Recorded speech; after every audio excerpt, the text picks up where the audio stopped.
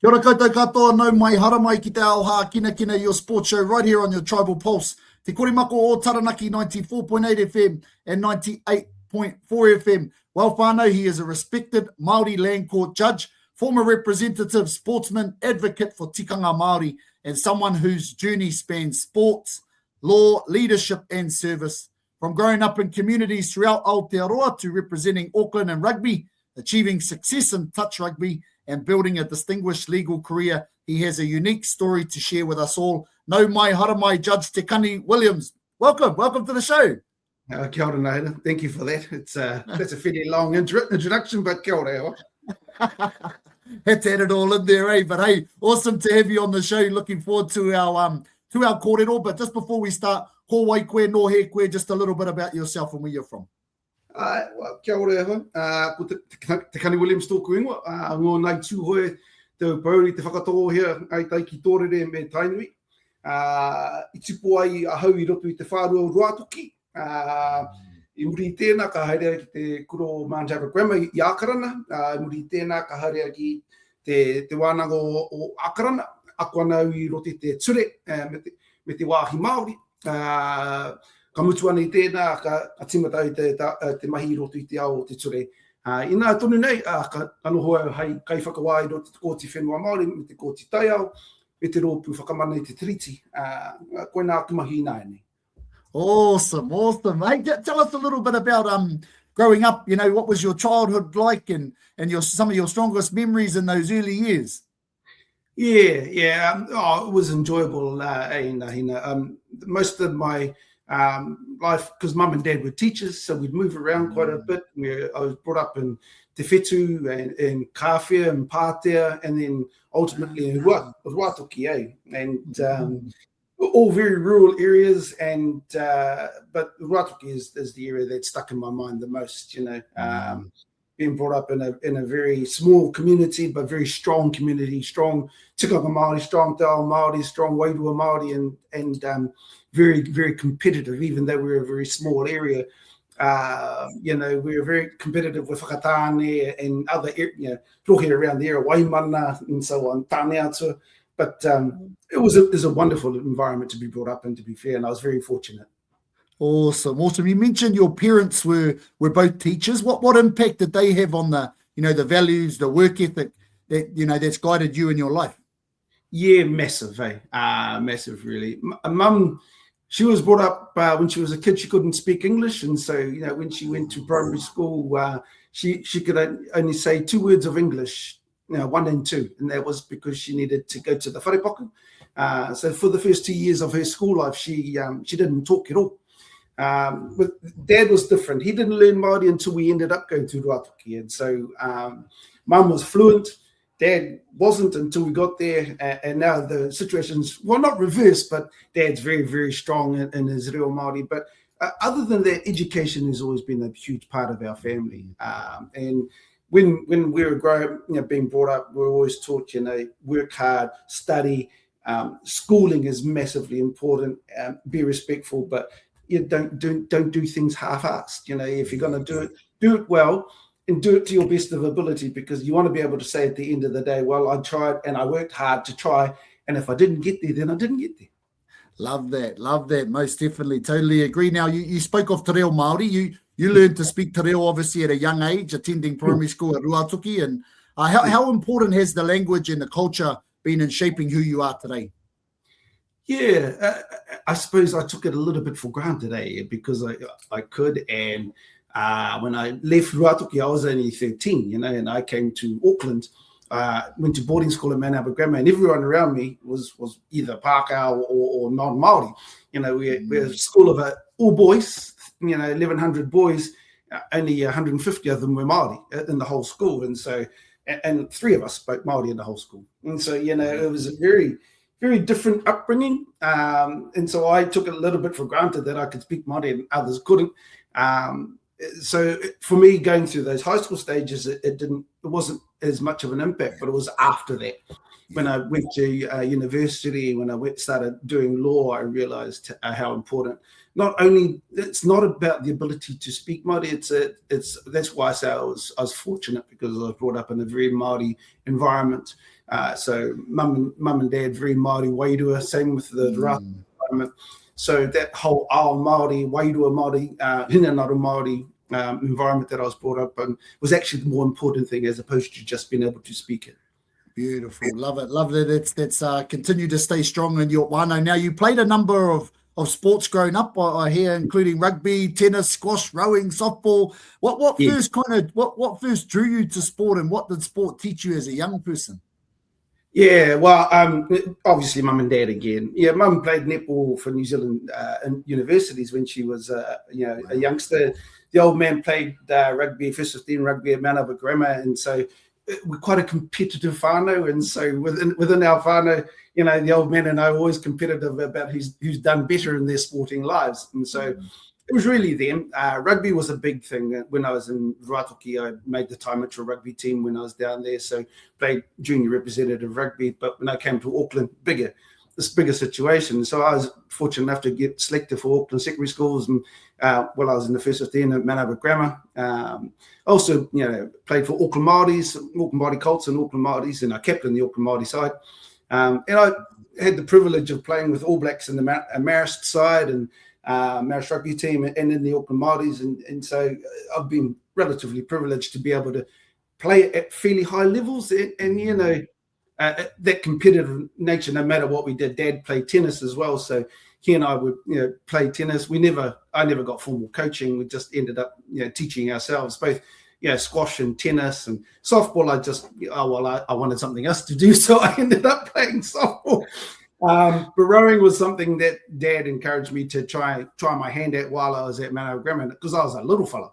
So I ended up being the cox, the person who steers the boat right at the beginning of my rowing adventure, until I ended up being big enough to be able to pull on an oar and ended up in the senior eights. But I think for me, it's having that team environment, having to learn how to work with others, having to be able to pick others up but also be there and supportive of others and be supported by others. And that's an important thing for me, and something which I was happy to be able to teach my son, because tennis is such an independent individual sport. So I got him involved in rugby as well, and he played rugby to pretty good level out at Pakuranga there. And so he learned the benefit of being in a team sport as well as being in an individual sport. Love that. Now, you mentioned a few teams. You've actually represented quite a number of teams. Also, the New Zealand Touch Barbarians Masters side, I believe. Like, what have been some of your proudest moments in sports?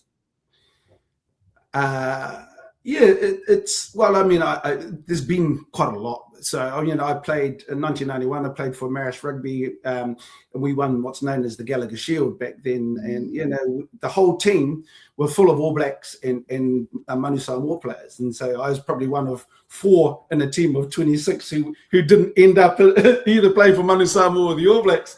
So that was a real privilege for me. But one of the other privileges I had, apart from playing for New Zealand Touch and playing for Counties Touch as well, as I represented Tūhoe in a rugby. I was picked to play for Tūhoe against Whakatoa, against the other iwi down there, which we won again. So for me, that was a highlight as well. But for me, it's more not so much my playing, but being able to watch my son succeed has really been a highlight for me.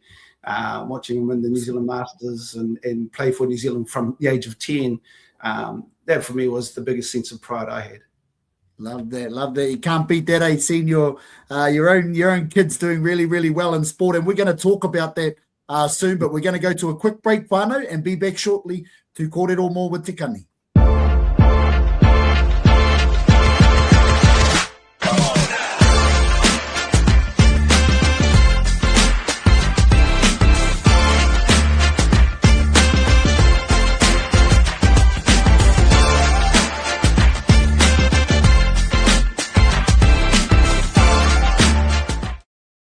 Kia ora koutou whānau, welcome back to Te Ao Hākinakina, your tribal pulse here at Te Korimako 94.8 FM. Now we're having an awesome kōrero here with Judge Te Kani Williams. Now, pickleball, interesting, very interesting sport. I understand that you were invited to support an inaugural pickleball tournament. What was it about the event and its kaupapa that encouraged you to get involved? Yeah, again, that comes back to the tennis background, I think.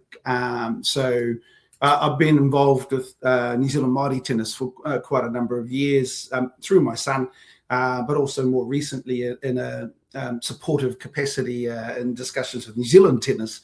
There was a bit of a rari that went on there, but but Annie Hawaikirangi, who is one of the leading sort of pickleball people these days, was also a tennis player. And so she knew me and knew my son from New Zealand Māori tennis.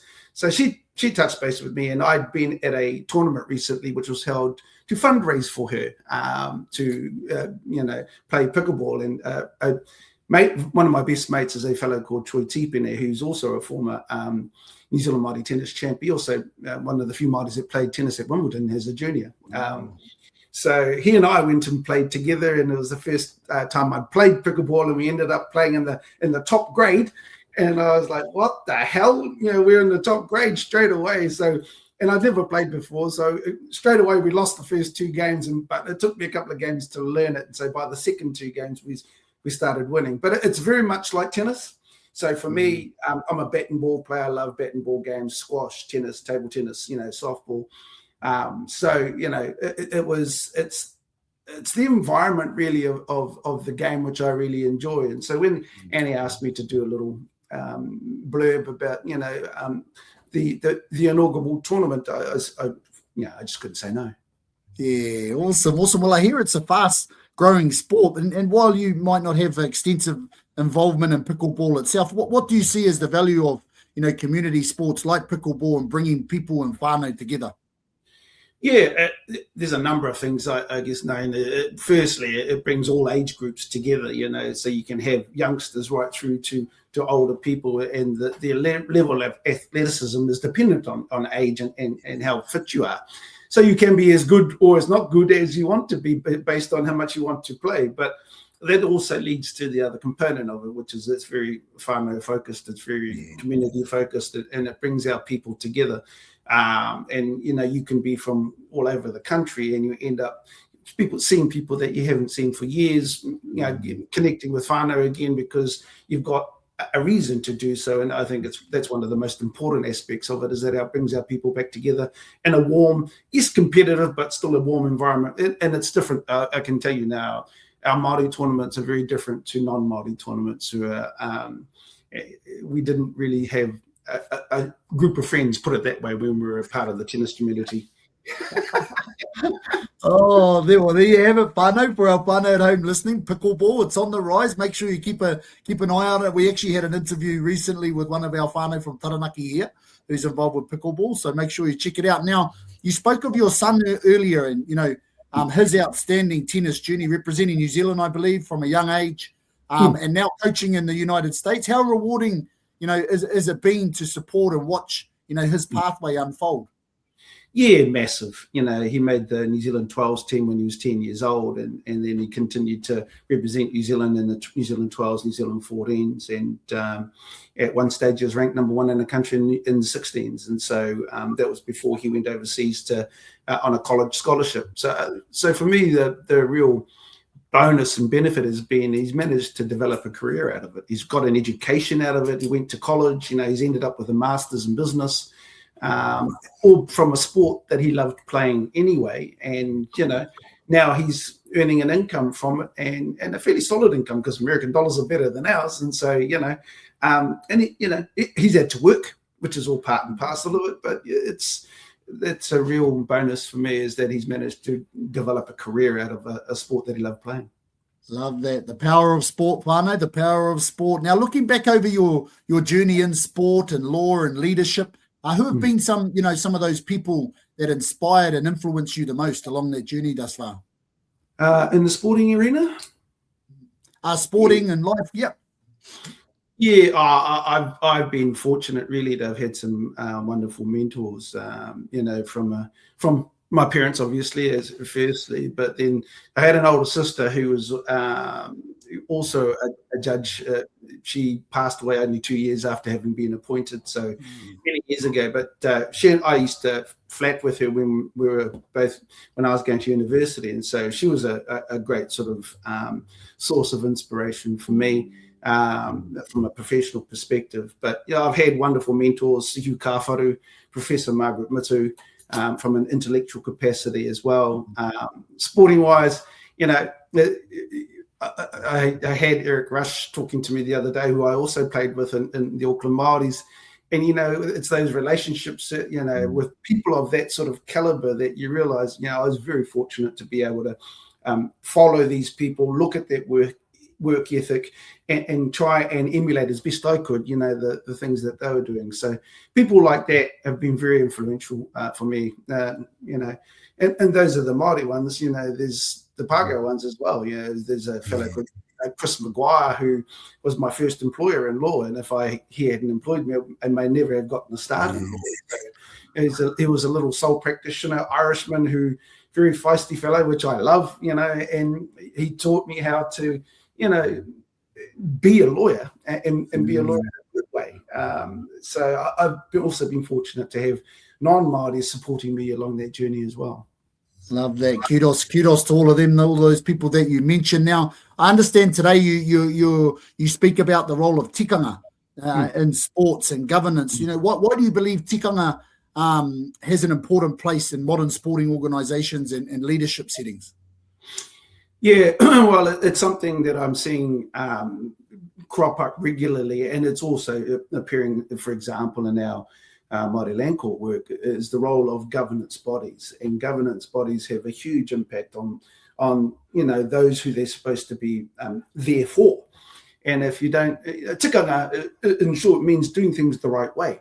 And sometimes just because you've got a document, you know, a constitution that says, oh, this is what we have to do, this is how we are to do it, doesn't mean that that's what's going to happen.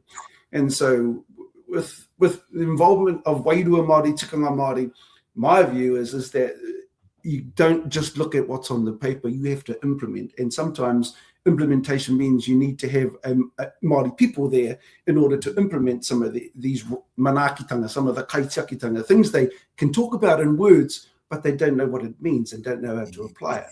And, you know, I've been involved in a couple of situations recently now with governing bodies that there has been a real not a conflict, but there's a lack of awareness of, although we've got it in the paper, we haven't got it in practice, and we don't know how to implement it.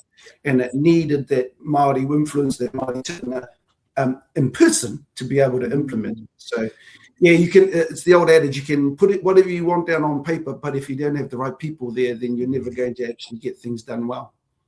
Tika te kōrero. Well, hey, Te Kani, we're really honoured and privileged to have you on the show. Thank you so much for sharing your amazing story, your journey, you know, from the sports field to the courtroom, your commitment to tikanga Māori, and your dedication to supporting future generations. We really appreciate your time.